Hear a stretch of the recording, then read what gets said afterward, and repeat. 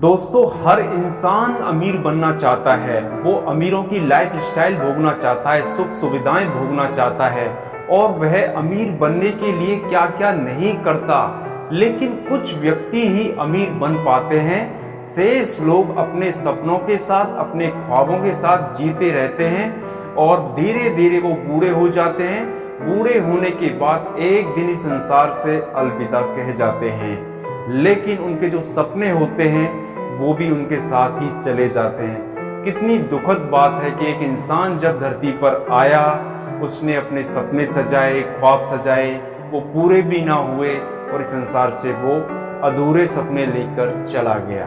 दोस्तों, इस वीडियो के माध्यम से मैं आपको लखपति से करोड़पति बनने तक की पूरी सत्य घटना बताऊंगा। ये वीडियो काफी लंबा हो सकता है और जो लोग इस वीडियो को काफी लंबा समझ रहे हैं वो लोग इसे छोड़कर जा सकते हैं, क्योंकि इस वीडियो को वही व्यक्ति देखेगा जो अपने जीवन में कुछ करना चाहता है, कुछ आगे बढ़ना चाहता है, वो करोड़पति बनना चाहता है। वही व्यक्ति इसे शुरू से और अंत तक देखेगा।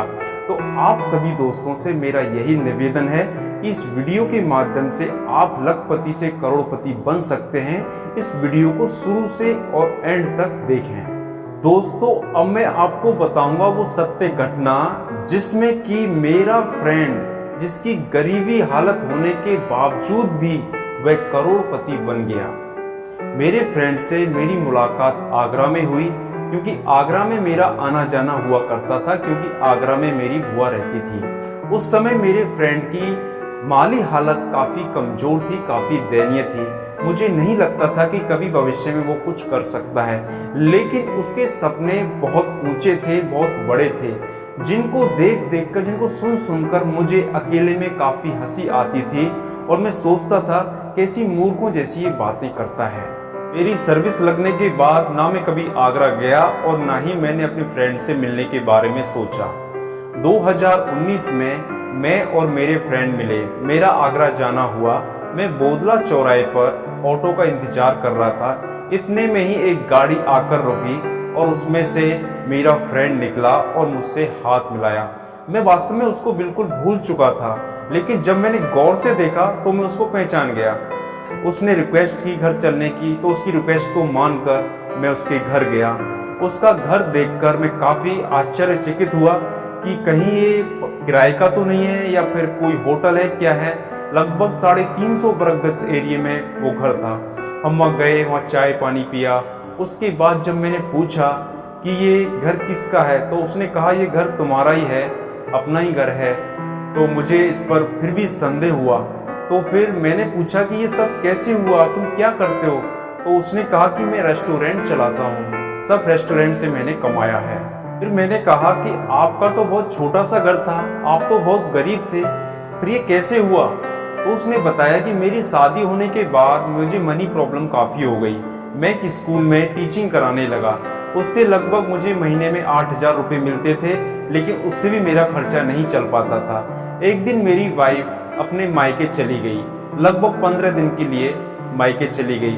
तो खाना बनाने की मुझे दिक्कत होने लगी, इसलिए मैंने टिफ़िन सेंटर से एक टिफ़िन मंगाना शुरू कर दिया सुबह शाम। उससे ये होता था कि मुझे घर जैसा खाना मिल जाता और मुझे बर्तन भी धोने नहीं पड़ते थे। ये मुझे बहुत अच्छा लगा। एक दिन मुझे कुछ आइडिया टिफ़िन सेंटर के बारे में आया, तो इसके लिए मैं पेमेंट करने टिफ़िन सेंटर के पर ही चला गया और वहाँ पर जाकर सब कुछ मैंने देखा। उनके मालिक से बातों ही बातों में सारा बिजनेस समझ लिया। वो समझने के बाद जब मैं घर पर आया तो मैंने ठान लिया कि अब चाहे कुछ भी हो जाए, टिफिन सेंटर का बिजनेस ही खोलना है और टीचिंग आज से बंद। जब मेरी वाइफ मायके से आ गई तो मैंने पूरा बिजनेस प्लान मेरी वाइफ के लिए समझाया और बताया। तो मेरी वाइफ एग्री हो गई और मुझे काफी खुशी हुई कि वो टिफिन सेंटर के बिजनेस के लिए सहमत है। अगले ही दिन हमारे पास जो कुछ पैसा था उससे हमने टिफिन खरीदे। लगभग हमने 20 टिफिन खरीदे। इसके अलावा हमने कुछ पंपलेट्स, विजिटिंग कार्ड भी छपवाए। पंपलेट्स में था कि जैसे कि मेनू क्या रहेगा, साप्ताहिक मेनू क्या है, स्पेशल डाइट क्या है, उसकी रेट क्या है, ये सब हमने उसमें मेंशन किया था।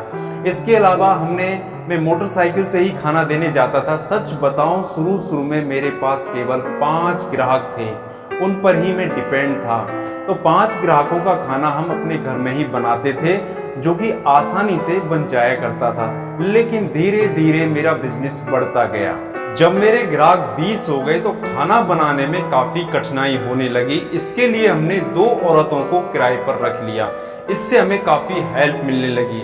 मेरा बिजनेस धीरे धीरे बढ़ने लगा, अच्छी खासी इनकम होने लगी। इसके बाद फिर मैंने एक घर और किराए पे लेकर अपने इस टिफिन सेंटर को वहां शिफ्ट कर दिया और कुछ लेबरों को भी बढ़ा दिया। धीरे धीरे मेरा बिजनेस और काफी बढ़ता गया और मेरे कस्टमरों की संख्या लगभग 250 हो गई, यानी कि 250 हो गई। इसके बाद जो मेरी इनकम होती थी महीने की, लगभग सब कुछ काटने के बाद लाखों में होती थी। जब मेरे पास इतना रुपया आने लगा तो मैंने अपना पुराना घर बेच दिया और उसके बाद जमीन खरीदकर नया घर उस पर मैंने बनवा लिया। अभी भी मेरी इनकम बहुत अच्छी चल रही है। इसके बाद अब मैं एक रेस्टोरेंट भी खोल लिया है, उस रेस्टोरेंट से भी मेरी अच्छी कमाई हो रही है। रेस्टोरेंट से लगभग मैं महीने के 5 से 8 लाख रुपए में कमा लेता हूँ। उसकी इन बातों को सुनकर मुझे बहुत खुशी हुई। तो दोस्तों, यदि आप टिफिन सेंटर खोलना चाहते हैं तो सबसे पहले आप टिफिन सेंटर खोलें, रेस्टोरेंट नहीं, क्योंकि रेस्टोरेंट में काफ़ी खर्चा होता है। अब बात आती है कि टिफिन सेंटर कैसे खोला जाए। तो इसके लिए मैं आपको स्टेप बाय स्टेप समझाऊंगा और बताऊंगा कि कम पैसों में कैसे टिफिन सेंटर का बिजनेस खड़ा किया जाए। देखिए, सबसे पहले टिफिन सेंटर को आप अपने घर से शुरू कीजिए, क्योंकि शुरुआत में कस्टमरों की संख्या बहुत कम रहती है, लगभग 4 या 5 रहती है। तो जब आप अपना खाना बनाएं तो उनके साथ उन कस्टमरों का खाना भी बना लें। इसलिए आपको कभी ऐसा लगेगा ही नहीं कोई एक्स्ट्रा भार हमारे ऊपर आ गया है। शुरुआत आप अपने घर से ही करें, क्योंकि टिफिन सेंटर यदि आप घर से शुरू करेंगे तभी आप उसमें महारत हासिल करेंगे। दोस्तों, आपको टिफिन सेंटर से संबंधित अट्रैक्टिव एक पंपलेट छपवाना है, साथ में ही विजिटिंग कार्ड भी छपवाना है।